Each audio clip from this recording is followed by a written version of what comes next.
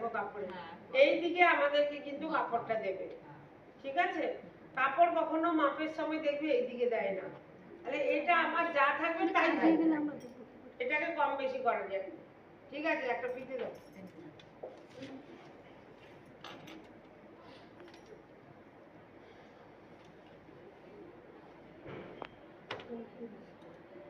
দেখো আমি বলেছিলাম 34 নালে 36 হবে, 35 35.5 এই যে বললাম না, তার মানে কি এটা সিঙ্গেল বর, সিঙ্গেল বর কি হয় 34 থেকে 36, ঠিক আছে? আমি কি বললাম, বহরে ভাঁজ দিলাম, ঠিক আছে? এর সঙ্গে হিপের কোনো সম্পর্ক নেই, হিপ 40 42 44 46 50 60 যা কিছু হোক তাতে কিচ্ছু যায় আসে না, ঠিক আছে? সে যাই হোক না কেন, আমার এখানে হিপ যা, এখানে বহর যা থাকবে আমি তাকে ভাঁজ দেব, তার ওপরেই কিন্তু আমার ওই অঙ্ক আসবে, কিন্তু বোঝা গেছে?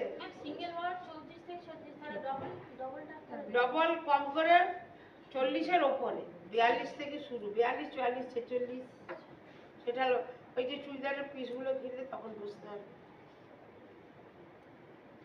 তাহলে আমার কি হলো, প্রথমে কি বলেছি আমি, এই যে ভাঁজটা দিতে বলেছি, যেটা তোমরা এখানে বলছিলে যে 17, এইটা এখানে আমার কত হবে 18, ওখানে আমি 34 ধরে করেছি, এখানে আমার 36 আছে, তাহলে আমার এই যে জায়গাটা বোঝা গেল, এখানে এটা 17ই ধরো, 18 17ই ধরো না তোমরা, আমার দরকার একটাই ভাগ দিতে হবে না, এই তো একটা ভাঁজ হয়ে গেল, এই তো একটা হয়ে সেটাই গেল। বলছি এটাই বহর। হ্যাঁ এই তো বহরে ভাঁজ আমার দেওয়া হয়ে গেল, বোঝা গেছে? সবাই বুঝতে পেরেছো? যে এক্ষুনি বলছিলে না কে কে যে ওইখানে 17টা কেন দিয়েছেন, কেন দিয়েছেন বুঝতে পারছি না, কিছুই না, তাহলে আমি বোঝা গেল? তুমি বলছিলে, আমিও বলছি তুমি এখন বোঝা গেছে?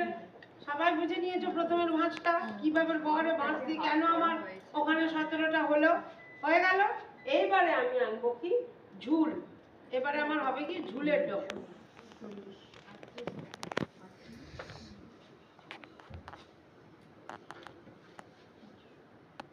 এই দেখো 8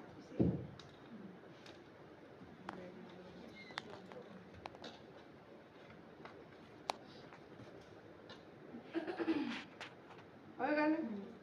এবারে কি করবো, এই 38টাকে ডবল করে